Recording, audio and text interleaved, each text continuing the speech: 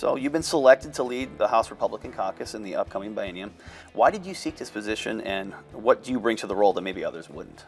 I sought the position for minority leader from my caucus. It's a caucus election. I just feel that I can bring a different tone, a different voice, and with 25 new members coming in to our full membership of 64, each voice is going to be really important. So building the relationships within our caucus, and then finding ways that we can work with the Democrats on areas that we may be able to find some common ground is very important to me.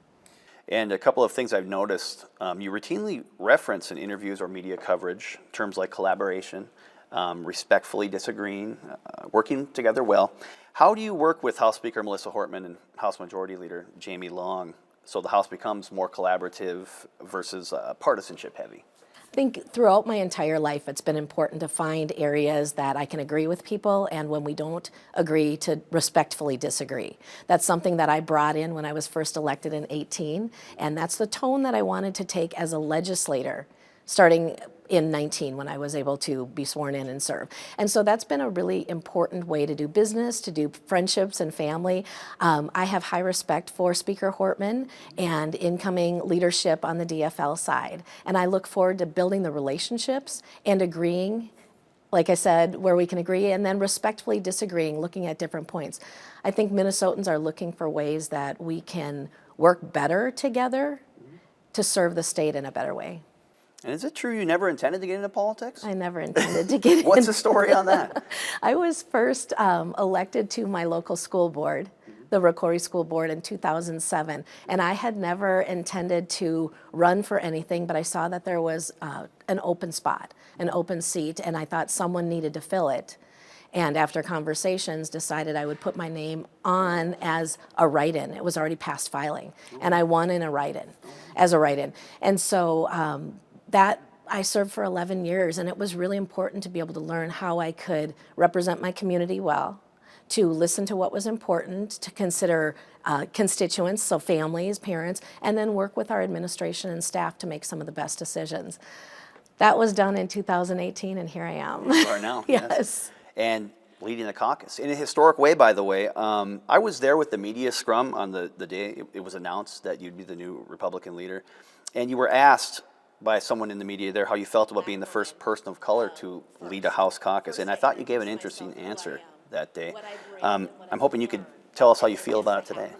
Remind me of my interesting answer. Was that when I just reintroduced myself? You reintroduced yourself. You said, "I'm Representative Lisa Demuth from Yes. Cold Spring," and you took it from there. Yeah, So. you know, I did not run to lead my caucus to make history.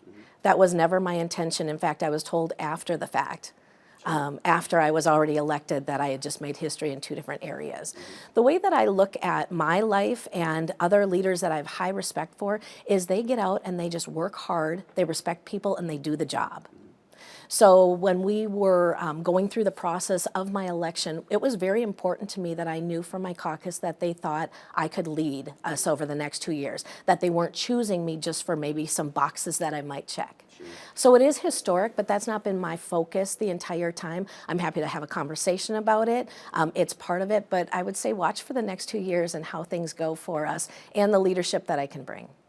And the latest budget and economic forecast projects nearly $18 billion, $1 billion surplus. What was your reaction to that record projection, and what will Republicans push for regarding the surplus? My reaction was I thought maybe somebody had sent me the wrong number at first. Jaw absolutely dropped. I stepped out and I said, are you kidding?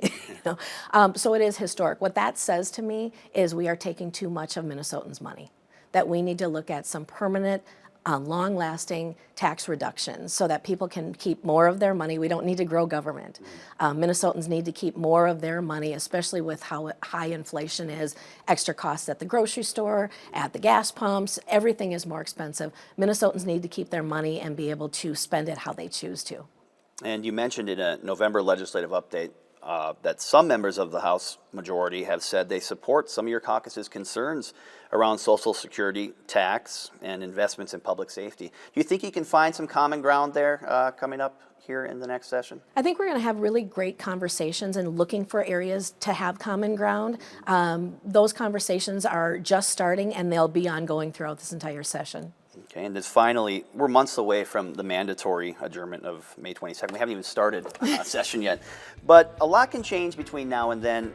But what needs to happen in your eyes for 2023 to be a successful session? I think we need to find some wins early, areas that we can agree, get those bills passed off the House floor, over to the Senate, and then to the governor in areas that we can agree on. I fully expect that we will get done on time. That is my expectation.